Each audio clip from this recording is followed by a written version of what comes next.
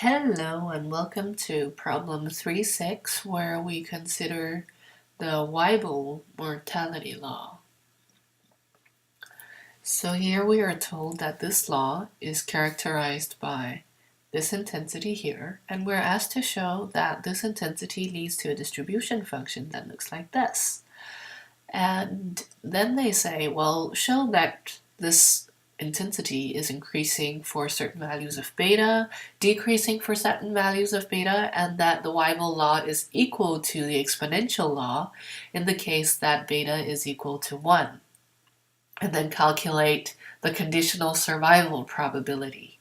So this is a pretty standard exercise. So we can just get started from one end, actually. The first thing we want to do is find F bar, right?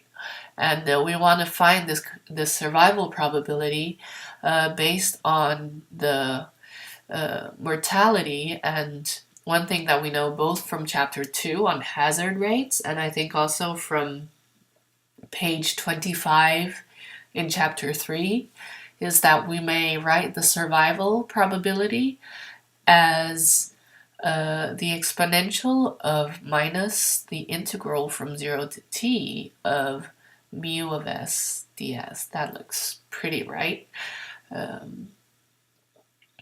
Yeah, that does look pretty right. Okay, and another thing that they ask us to do is to show that mu is increasing for beta greater than 1 and decreasing for beta smaller than 1. So we can just tackle that when that comes, and then we're asked to calculate TPX. So TPX can be done several different ways.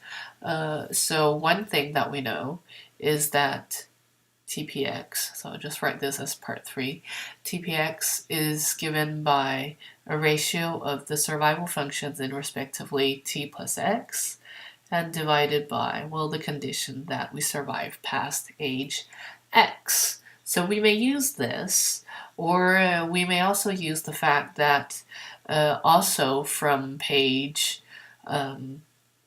25, we see that TPX is given by the integral from 0 to t, with a minus sign here, of mu of x plus s ds. And truly this just derives from the fact that TPX is equal to the ratio of survival functions, and the survival function is given by this, so this thing just follows by just pure good old days division and good old-fashioned division and substitution into the integral. So nothing really new there.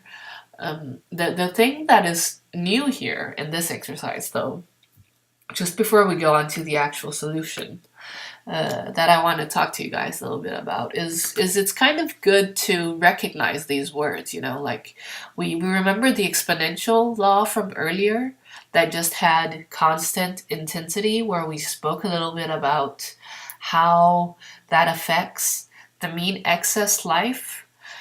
So here let's talk a little bit about the Weibull mortality law. What do we use it for compared to, for example, the Gompertz-Makeham intensity, and so on? So actually, to be honest, I'm not an expert on the Weibull mortality law, so what I did was went onto Google and wrote a grammatically incorrect search. Where is Weibull distribution used? I guess I should have written, where is the Weibull distribution used? Doesn't really make a difference. So here you can see some links that I clicked on earlier.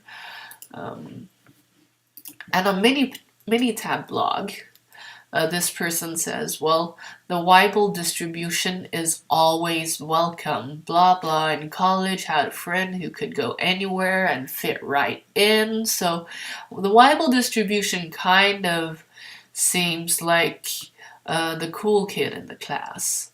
And so here, what makes the Weibull distribution so popular?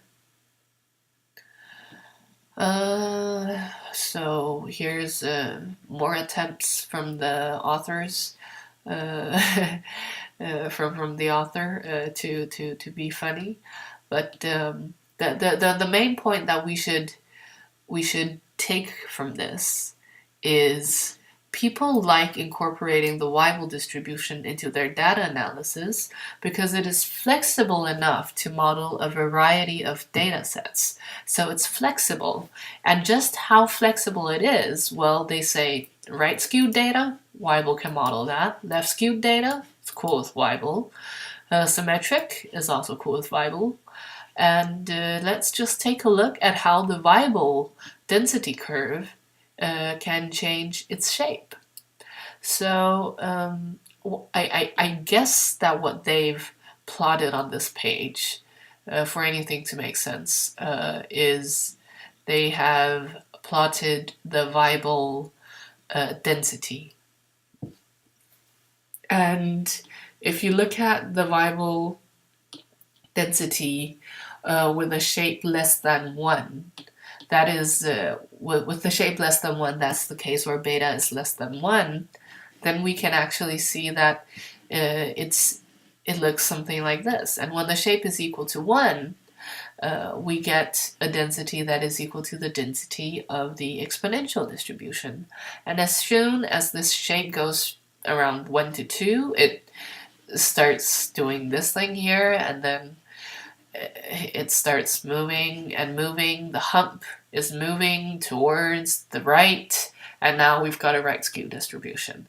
So more or less we can use Weibull to model a number of different things, and that's pretty nice, and that's probably why Weibull is so popular. Now notice that the graphs I've shown you here are actually graphs of the density function and not graphs of the intensity function, so we can't really use that to answer our exercise, but here you can just see how diverse the graphs of the Weibull densities can be, and that's always something good to remember a distribution by, that it has many shapes and colors and sizes.